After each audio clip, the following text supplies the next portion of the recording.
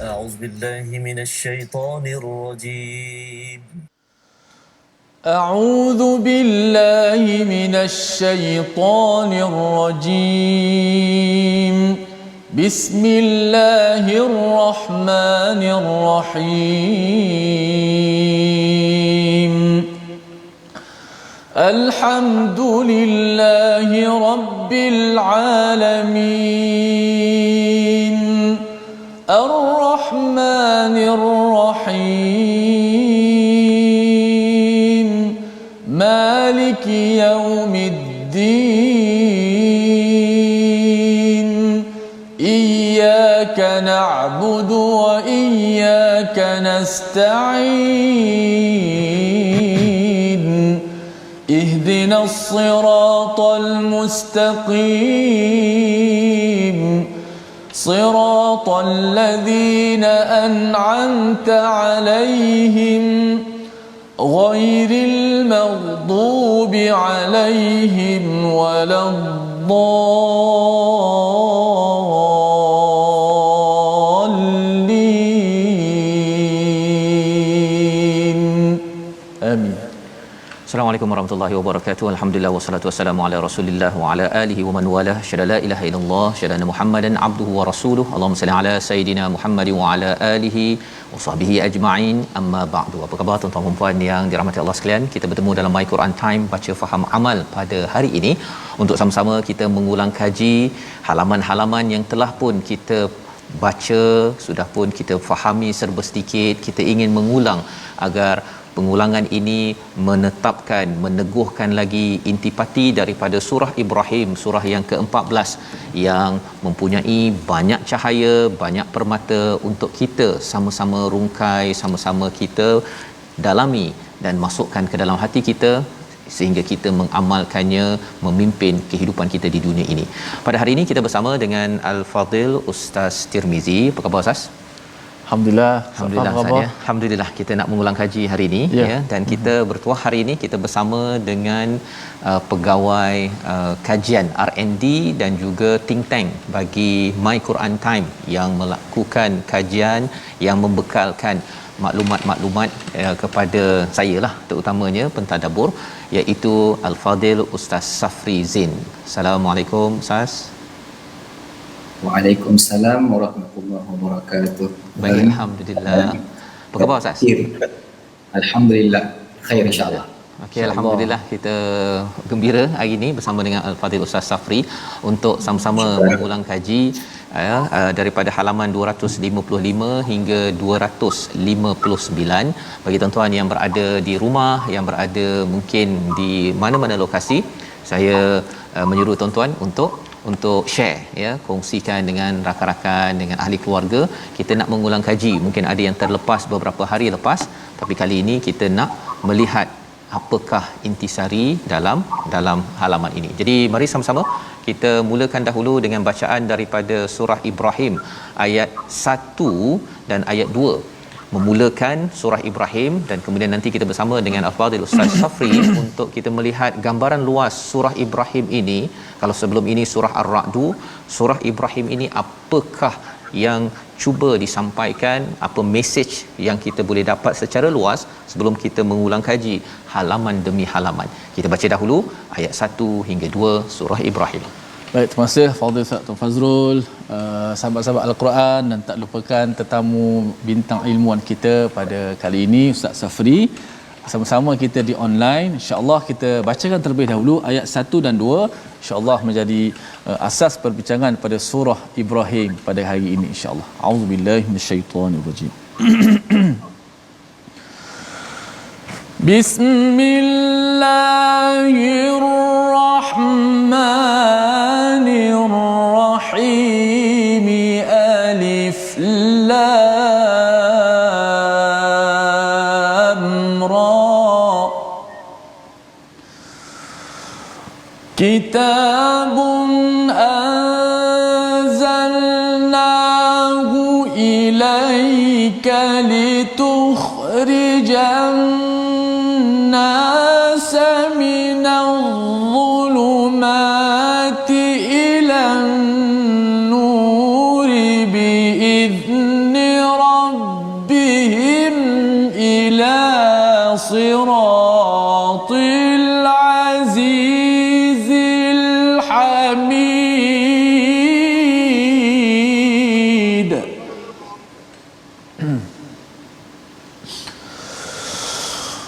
الله الذي له ما في السماوات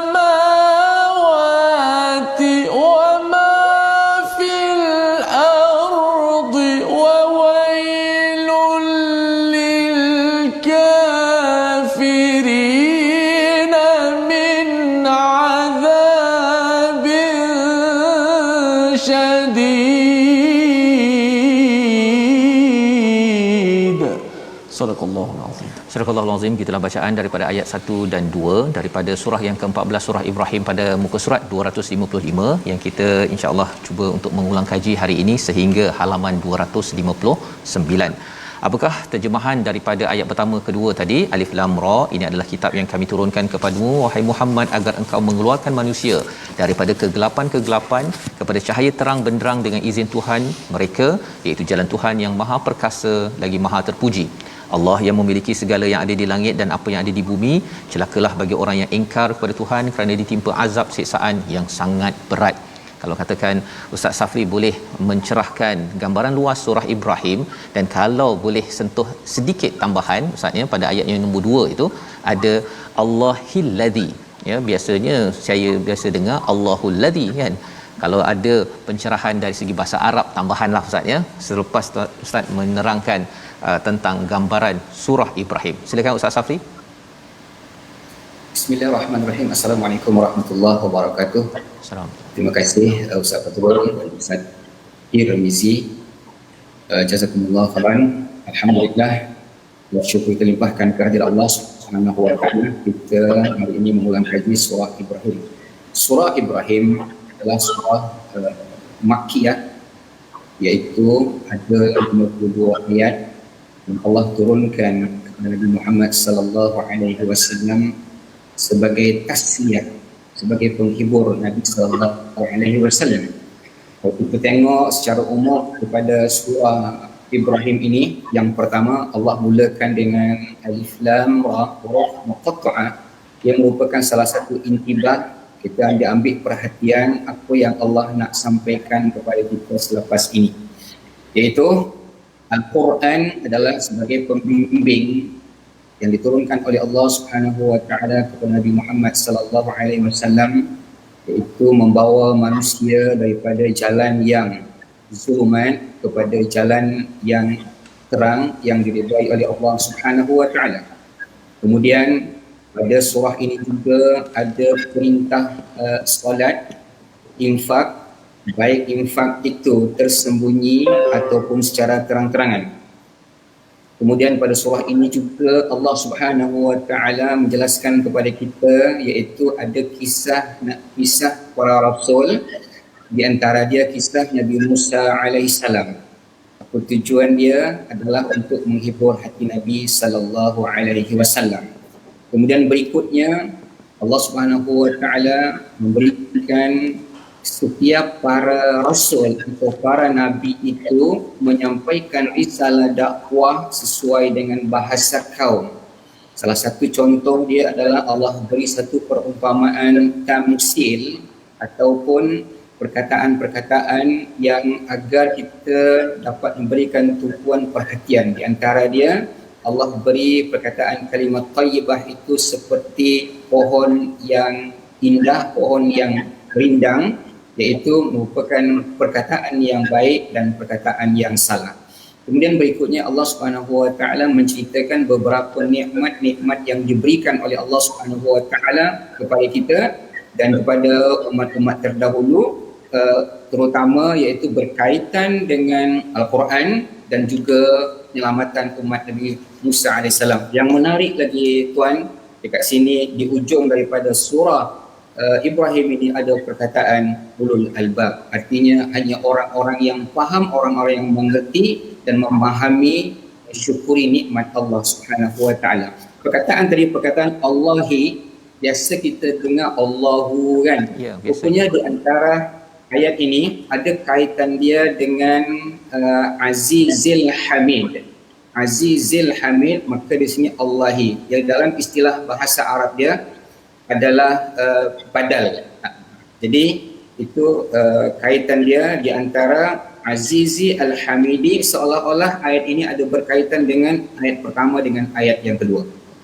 Terima kasih ucapkan kepada Ustaz Safri ya, menjelaskan tadi tentang gambaran luas surah Ibrahim, surah ke-14 ini. Dan sebenarnya tadi Ustaz ya, Allahi ya, bukan Allahu, kerana ada tanasub ataupun kaitan dengan ayat yang sebelumnya itu tadi ya. Jadi ini untuk kita tahu bahawa kalau bercakap tentang jalan Allah yang Al-Aziz Al-Hamid, sambung lagi mengapa Allah ini Al-Aziz Al-Hamid, rupa-rupanya kerana milik Allah lah segala apa yang ada di langit bumi ini, yang menunjukkan keperkasaan Allah Subhanahu Wa Taala dan juga betapa hebatnya ya, segala pujian hanya layak bagi Allah yang menguruskan tanpa cacat celanya. Dan inilah yang kita nikmati, yang kita perolehi sampai tahap ini ya, untuk kita sama-sama syukuri, sama-sama kita ambil serius ya kepada segala nikmat yang ada. Dalam halaman yang ke-255 ini, tuan-tuan sekalian akan bertemu dengan kisah Nabi Musa ya, dibawakan pada ayat nombor 5, ayat nombor 6 ya, dan kemudian disambung lagi 7, 8 tersebut.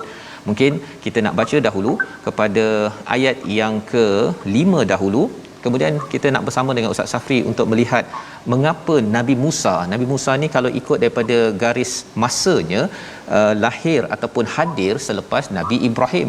Ini surah Ibrahim, mengapa tidak Nabi Ibrahim dahulu yang muncul di dalam surah ini, tetapi Nabi Musa. Kita baca dahulu ayat nombor 5 bersama Ustaz Tirmizi. Baik, jom kita bacakan terlebih dahulu ayat yang ke-5 sebelum kita tadabbur bersama dengan Ustaz Safri. A'udzubillahi minasyaitonirrajim. وَلَقَدْ أَرْسَلْنَا مُوسَى بِآيَاتِنَا أَنْ أَخْرِجْ قَوْمَكَ مِنَ الظُّلُمَاتِ إِلَى النُّورِ وَذَكِّرْهُم بِأَيَّامِ اللَّهِ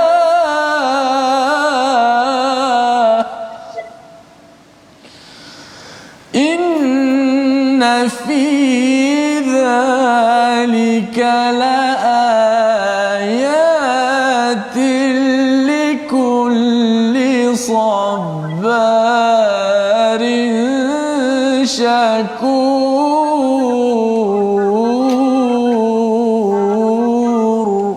Sadaqallahul azim. Dan sesungguhnya kami telah mengutus Musa dengan membawa tanda-tanda kekuasaan kami, dan kami perintahkan kepadanya, keluarkanlah kaummu daripada kegelapan kepada cahaya terang benderang, dan ingatlah mereka kepada hari-hari Allah. Sesungguhnya pada yang demikian itu terdapat tanda-tanda kekuasaan Allah bagi setiap orang yang bersabar, banyak bersyukur.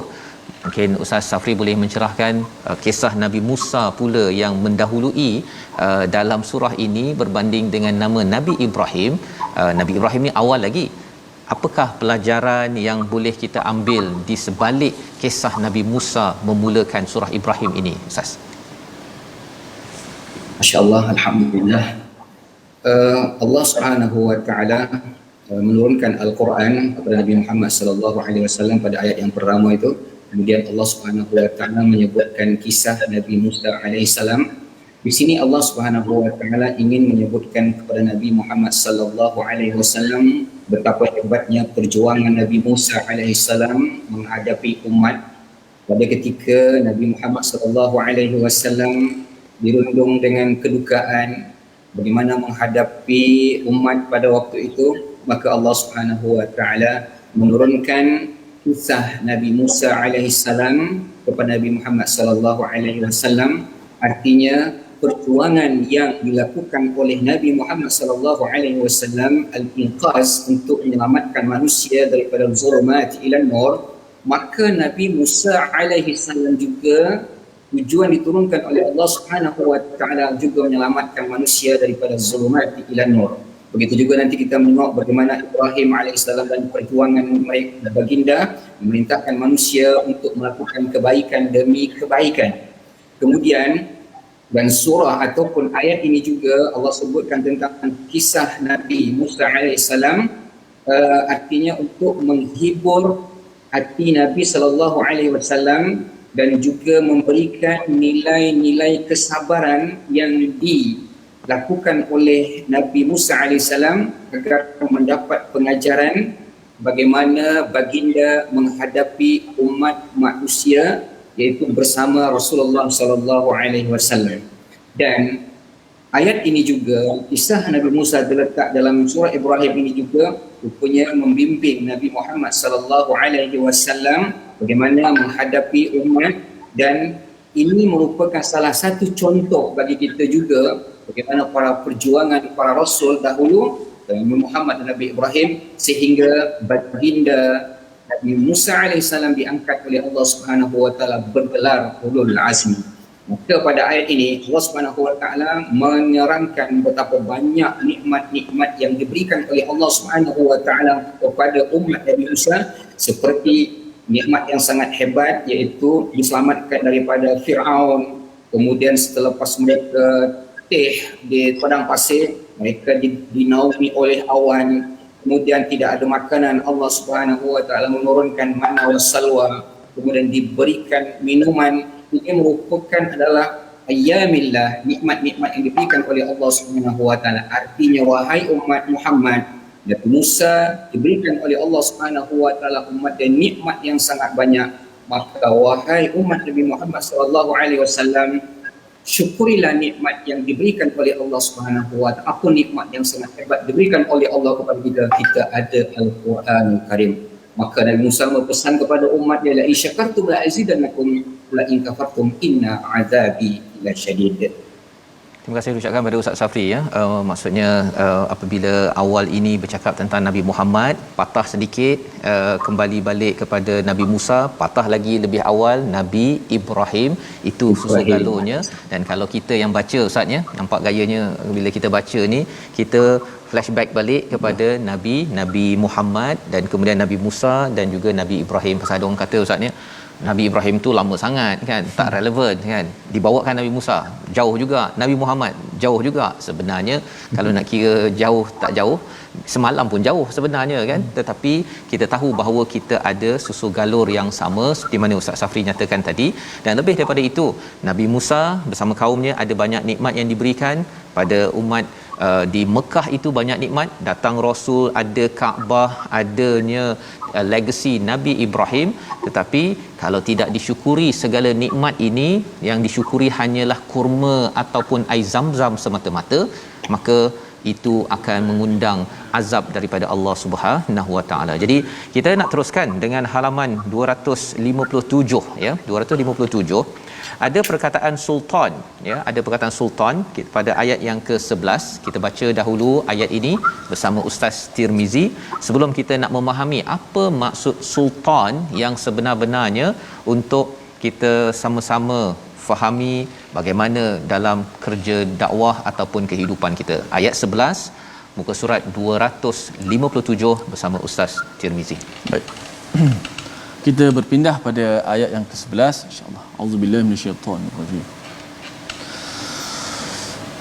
Qalat lahum rusuluhum in nahnu illa basharum mithlukum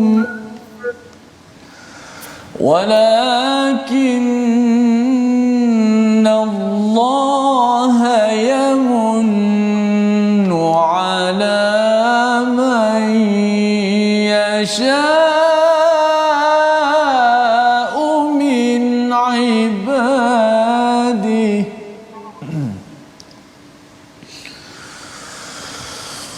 wa ma kana lana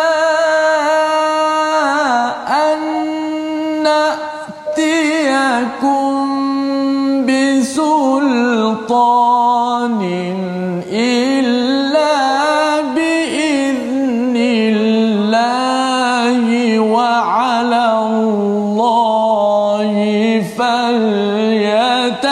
فليتوكل المؤمنون صدق الله العظيم. Rasul-rasul mereka berkata kepada mereka, kami hanyalah manusia seperti kamu.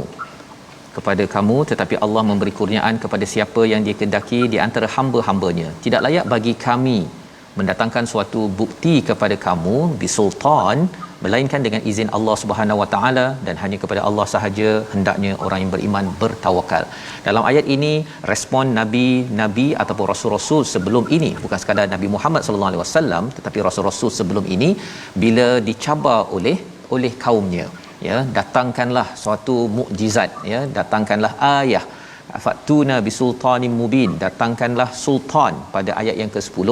Dan kali ini dijawab oleh rasul-rasul ini bahawa sebenarnya kami ini tidak mampu, kan, wa ma kana lana an na'tiyakum bisultan illa biiznillah, kecuali dengan izin daripada Allah Subhanahu Wa Taala. Jadi kalau kita perhatikan Ustaz Safri dalam ayat-ayat, ya, yang ada dalam al-Quran, kalau kita merujuk pada al-Quran Ustaz, ya, ada perkataan ayah, ada yang berkaitan dengan mukjizat, ada kaitan dengan sultan. Dalam ayat ini, dalam surah ini, pengulangan perkataan sultan tu ada beberapa kali. Jadi kita nak sama-sama memahami, tapi bukan sekarang, ya, kita berehat dahulu. Kita akan mendengar jawapan daripada Ustaz Safri, apa maksud sultan dan apa kaitan dengan kita pada tahun ini. Kesan kalau kita dapat sultan, kalau kita maksudkan itu mukjizat, itu al-Quran, macam mana orang yang ada mukjizat itu pada dirinya, dia sama banyak berinteraksi dengannya, dengan orang yang tidak berinteraksi dengan sultan. Kita akan dapati jawapannya insya-Allah bila kita berehat sebentar. Kita kembali semula dalam My Quran Time, baca faham amal insya-Allah.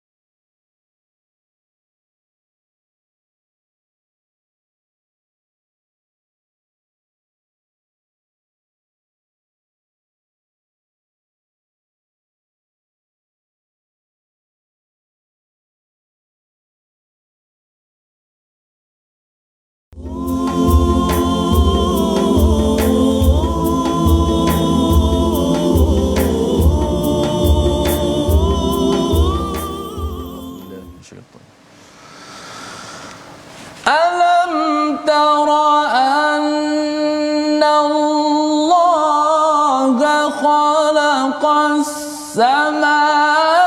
السماوات والأرض بالحق إن يشأ يذهبكم ويأت بخلق جديد.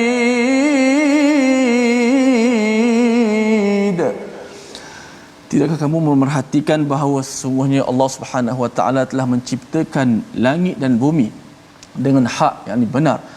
Jika Dia menghendaki, nescaya Dia membinasakan kamu dan mendatangkan makhluk yang baru untuk menggantikan kamu. Sadaqallahul azim. Ayat ini benar-benar menginsafkan kita untuk sama-sama kita muhasabah diri kita semua. Alhamdulillah, terima kasih kepada semua penonton-penonton terus setia ceria dalam My Quran Time, baca, faham dan amal. Petikan saya baca tadi daripada ayat 19 muka surat 258, kerana ada lagi dialog-dialog, perkataan-perkataan yang untuk kita belajar pada hari ini. Ustaz Fas. Ya, alhamdulillah, terima kasih ucapkan pada Ustaz Tirmizi membacakan ayat 19 ini hadir selepas Allah mengingatkan kepada orang-orang yang kufur kepada Tuhan, Ustaz, ya, iaitu amal mereka, istilahnya amaluhum, maksudnya banyak amal-amal mereka yang kita nampak dia sembahyang, dia berderma, dia buat baik kepada semua orang, tetapi Allah kata ia seperti karamadinistaddat bihir rih, ya, iaitu seperti debu yang berterbangan. Kerana apa? Kerana asas kepada segala perkara ini adalah buat kerana Allah. ya, buat kerana pencipta yang suruh, bukannya kerana kita rasa kita nak buat, kita buat sahaja. Ini sebagai adab sebagai seorang hamba. Dan Allah menyatakan pada ayat 19 sebentar tadi, suruh tengok Ustaz ya, suruh tengok kepada penciptaan langit dan bumi ini. Bil haq itu maksudnya ada tujuan, dengan kebenaran itu maksudnya tujuan kita dijadikan semua ini ada tujuan. Tujuannya apa? Agar jangan sampai kita ini kufur, tidak bersyukur. Dan Allah kata kalau Allah nak, boleh dia Allah ganti sahaja makhluk baru menggantikan orang-orang yang kufur kepada Allah Subhanahu Wa Taala. Jadi bila cakap Allah boleh gantikan tapi Allah tak gantikan, itu maksudnya apa? Allah bagi peluang kat kita Ustaz. Ya, Allah bagi peluang, suruh tengok balik macam mana pengurusan Allah amat hebat pada awan. Maka kita pun belajarlah mengurus baik-baik kepada keluarga, kepada masyarakat, kepada rakyat. Uruslah elok-elok ya. Bukannya kita tengok dapat cantik kepada matahari, nampak cantik pokok ya, nampak cantik kepada buah mangga, hasil yang kita dapat manfaat, tetapi tidak diperhatikan. Inilah yang kita baca daripada ayat 19 ya, cikgu-cikgu sains ya bila mengajar alam semesta Ustaz ya, kalau boleh bawakan sampai pelajar memahami al-haq ya.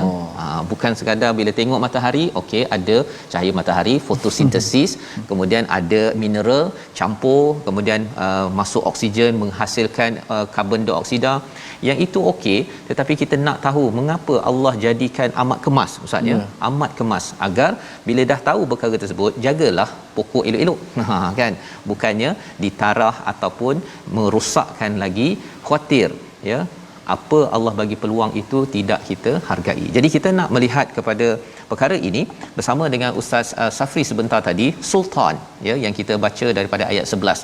Apa maksud sultan sebenarnya Ustaz? Pasal dalam surah ini beberapa kali perkataan sultan dan ada beberapa kali perkataan biiznillah ataupun biizni rabbihim. Itu ekstra sikitlah kalau Ustaz boleh tambah kan. Jadi sultan beberapa kali itu apa maksudnya?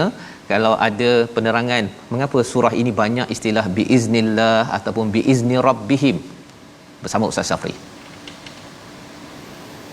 Bismillahirrahmanirrahim. Allahumma salli ala sayyidina Muhammad. Terima kasih Ustaz Fazrul dan Ustaz Tirmizi. Sangat indah bila Allah Subhanahu Wa Taala menceritakan kepada kita tentang kalimat sultan. Kalimat sultan ini asal dia salita, sebanyak 39 kali diulang oleh Allah Subhanahu Wa Taala dalam Al-Quran. Tapi sangat menarik lagi, Allah ulang dalam surah Ibrahim ini ada 3 kali, iaitu pada ayat 10, ayat 11 dan pada ayat 22.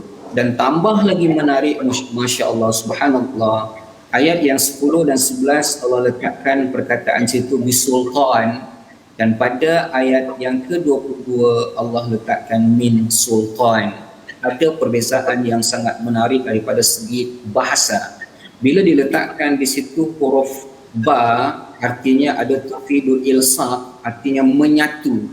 Artinya sultan, kalau kita perhatikan segi makna, salita artinya tajam perkataan ataupun fasih, dan salita juga diartikan hujah ataupun sultan, hujah, dalil ataupun kuasa. Banyak dia punya makna sesuai dengan penempatan ayat-ayat tersebut. Jadi satu keindahan yang Allah berikan kepada kita, kalau kita perhatikan dalam Mu'jam Al-Faz Al-Quran Al-Karim, bila yang dikaitkan dengan huruf ba ataupun bercantum dengan huruf ba diulang sebanyak 7 kali di dalam Al-Quran. Di antara dia di dalam surah Ar-Rahman, Allah Subhanahu Wa Taala berfirman, ya ma'syaral jinni wal insi in istata'tum an tanfuzu min aqtaris samawati wal ardi fanfuzu la tanfuzuna illa bisultan. Artinya di sini adanya kuasa dan ilmu pengetahuan. Jadi menariknya pada ayat ini, bila Allah Subhanahu Wa Taala mengaitkan pada ayat ini an na'tiyakum bisultanin illa biiznillah. Sangat menarik. Pada ayat-ayat yang lain menyebutkan bisultanin mubin. Di sini adalah Allah Subhanahu Wa Taala nak menyebutkan bahawasanya kekuasaan atau mukjizat yang diberikan oleh Allah Subhanahu Wa Taala, dan mukjizat itu bisultan, melekat yang sesuai dengan para nabi. dan tidak boleh diberikan kepada orang-orang yang bukan diutus oleh Allah Subhanahu wa taala. Itu letakkan di sultan. Tetapi walau macam mana pun mukjizat itu khusus untuk para nabi, namun para nabi tidak berhak memberikan mukjizat itu melainkan dengan izin daripada Allah Subhanahu wa taala. Artinya pergerakan, ucapan dan dakwah yang disampaikan oleh para anbiya, para rasul utusan Allah Subhanahu wa taala berpandukan Allah Subhanahu wa taala, wa ma yantiqu 'anil hawa in huwa illa wahyu yuha. Sangat menarik lagi ketika Nabi sallallahu alaihi wasallam ada menyebutkan sebuah hadis. Imam Nawawi mengatakan hadis ini adalah hasan, tapi Albani mengatakan hadis ini sahih. An Abi Sa'id Al-Khudri qala Rasulullah sallallahu alaihi wasallam, afdalul jihadi kalimatul haq atau kalimatul adl inda sultanil jair. Artinya perkataan Al-Quran menggunakan perkataan sultan. Punya hadis Nabi SAW ada juga menyebutkan tentang perkataan sultan. Apa maksud dia? Dari Abi Sa'id Al-Khudri telah bersabda Rasulullah SAW, jihad yang paling afdal adalah mengatakan kebenaran atau keadilan di hadapan pemimpin yang zalim. Sangat menarik. Tuan-tuan dan puan yang dirahmati oleh Allah Subhanahu wa taala, seseorang yang diberikan peluang oleh Allah Subhanahu wa taala satu keberanian, mampu menyatakan kalimatul haq, satu kebenaran di depan sultan jair, sultan yang zalim. Jadi ada kaitan dia, perkataan sultan ini banyak dia punya maksud. Ada mengatakan dia adalah hujah sebagai dalil, sebagai kuasa, dan juga salah satu ilmu pengetahuan, dan juga perkataan yang membawa sesuatu perkataan yang penuh dengan hikmah dan kebijaksanaan ataupun fasih. Jadi ketika para anbiya yang diutus oleh Allah Subhanahu wa taala diberikan sultan juga, itu adalah mukjizat. Namun para nabi atau para rasul tersebut tidak ada hak untuk memberikan mukjizat melainkan biiznillah, izin daripada Allah Subhanahu wa taala.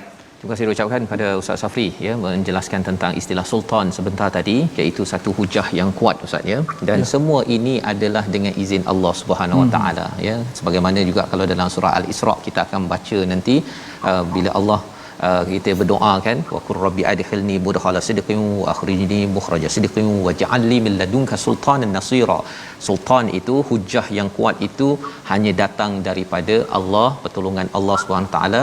Inilah yang diajar berkali-kali di dalam surah Ibrahim, di mana rasul selalu bergantung kepada Allah. Kita juga ketika nak mengeluarkan ya kegelapan kepada jalan cahaya untuk diri kita dan juga ahli keluarga kita, semuanya kita kena bergantung betul-betul kepada Allah Subhanahu wa taala. Itu sebabnya kita yakin bahawa kalau kita tidak bergantung kepada Allah ataupun kita fokus kepada manusia, itulah yang disampaikan pada ayat 22. Ada orang kata, ustaznya, saya ni lemah kan, saya ikut awak ni, saya jadi follower awak ni pasal awak kan kuat kan. Rupa-rupanya kuat dan sombong dua perkara yang berbeza.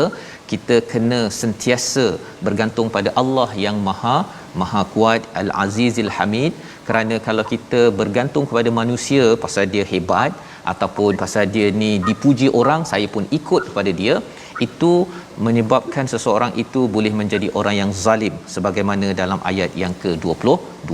Jadi kalau kita dapat fokus kepada perkara ini, inilah asasnya bagaimana nak pastikan kita ini objektif, tepat dalam kita hidup seharian. Asasnya kalimah thayyibah. Kita baca ayat 24-25, perumpamaan yang amat indah yang kita ingin dengar perkongsian sedikit daripada Ustaz Safri sebentar lagi. Jom kita baca ayat 24-25 kalimah thayyibah. Silakan Ustaz. Baik, terus membaca pada ayat 24-25 surah Ibrahim, muka surat 258 dan 259. Auzubillahi minasyaitanir rajim. ألم تر كيف ضرب الله مثلا كلمة طيبة كشجرة طيبة أصلها ثابت وفرعها في السماء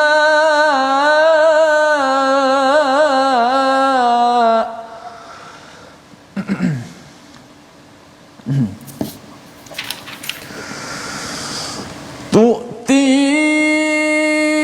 أكلها كل حين بإذن ربها ويضرب الله الأمثال للناس لعلهم يتذكرون.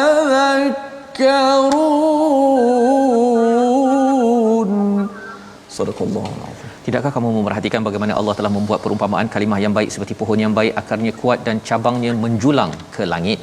Pohon itu menghasilkan buahnya pada setiap waktu dengan izin Tuhannya, dan Allah membuat perumpamaan itu untuk manusia agar sentiasa ingat. Ayat ini hadir selepas Allah menceritakan tentang peristiwa di akhirat berkaitan dengan asy-syaitan, ya, syaitan. Dan mungkin Ustaz Safri boleh sentuh sedikit, syaitan dalam ayat ini sebenarnya syaitan ini adakah di kalangan jin ke, daripada kalangan manusia ke, yang katanya tadi kamu buat apa ikut aku kan, aku ajak je kan, adakah yang jin yang maksudnya dalaman kita sahaja, ataupun memang ada manusia yang juga dimaksudkan sebagai syaitan? Sebelum kita melihat kepada perumpamaan yang indah berkaitan dengan kalimah thayyibah ini, silakan Ustaz Safri. Bismillahirrahmanirrahim. Allahumma salli ala sayyidina Muhammad. Sangat indah apabila kita bercerita tentang Al-Quranul Karim, ada perkataan syaitan. Kalau mengikut daripada Ibnu Katsir, syaitan di sini adalah dimaksudkan iblis. Tapi kalau kita lihat daripada asal daripada perkataan syaitan itu adalah syaitana, artinya menjauhi dan menyalahi, dan syaitan ini juga termasuk iblis dan orang-orang yang jahat.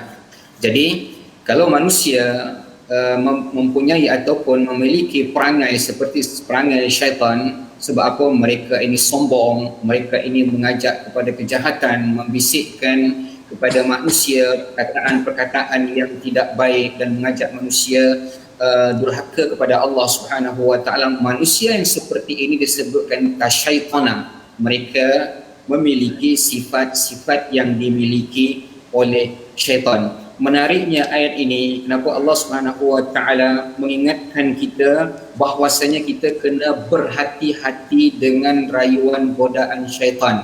Sebab nanti bila saat-saat kita mengikuti apa yang diajak oleh syaitan, kita melakukan suatu keburukan demi keburukan, maka apa yang berlaku? Allah Subhanahu wa taala akan menghukum seseorang itu jauh daripada matrud, artinya terjauh daripada nikmat-nikmat Allah Subhanahu wa taala. Jadi pada ayat ini sangat menarik, bila seseorang itu beriman kepada Allah, maka mereka tidak akan dapat diganggu oleh syaitan.